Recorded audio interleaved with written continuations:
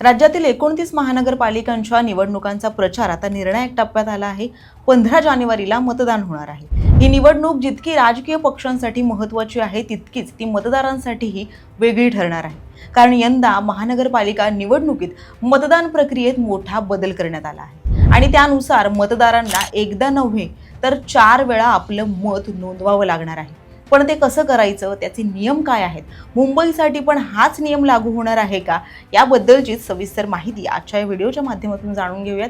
नमस्कार, मी प्रेसिता आणि आपण पाहताय लोकसत्ता लाईव्ह। मुंबईसह 29 महानगरपालिकांच्या निवडणुकीसाठी 15 जानेवारीला मतदान होणार आहे।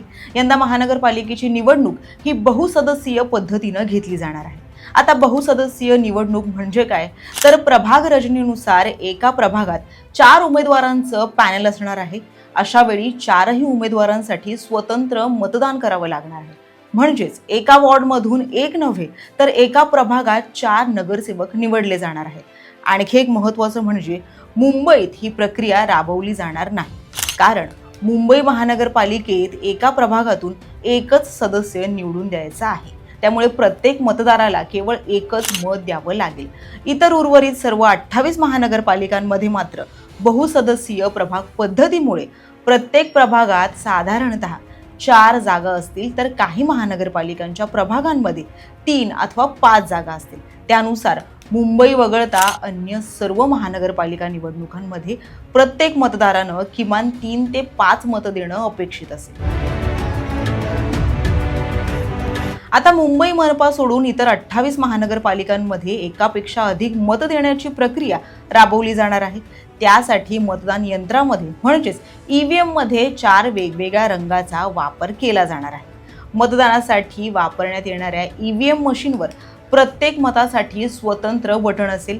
उमेदवारांना अ, ब, क, ड अशा क्रमाने दर्शवण्यात येणार आहे। अर्थातच त्या समोर त्या उमेदवाराच्या पक्षाचं चिन्ह आणि नाव देखील असेल। तसंच या 4ही ईव्हीएम मशीनसाठी वेगळे रंग वापरले जाणार आहेत। त्यानुसार अ साठी पांढरा रंग, ब साठी गुलाबी रंग, क साठी पिवळा रंग आणि ड साठी निळा रंग असेल। त्यामुळे गोंधळ होण्याची शक्यता कमी राहील। आणखी एक महत्त्वाचं म्हणजे मतदान करताना तुम्हाला पूर्ण स्वातंत्र्य दिलं जाणार आहे। म्हणजेच तुम्ही 4 वेगवेगळ्या पक्षांच्या उमेदवारांना मत देऊ शकता।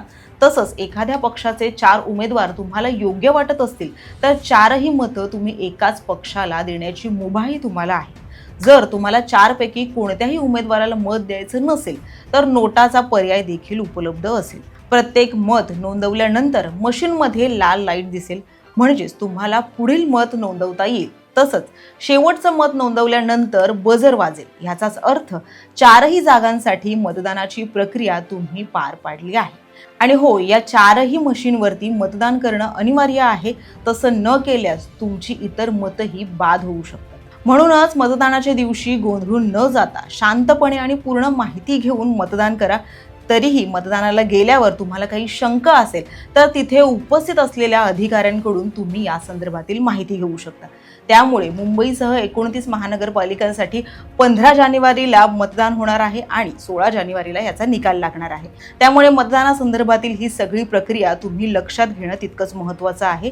राजकीय घडामोडी संदर्भातील तसंच महानगरपालिका निवडणुकी संदर्भातील अशाच अधिक अपडेट्स आम्ही तुमच्यापर्यंत पोहोचवू। त्यासाठी लोकसत्ताच्या YouTube चॅनलला सबस्क्राईब करा आणि पाहत रहा लोकसत्ता लाईव्ह।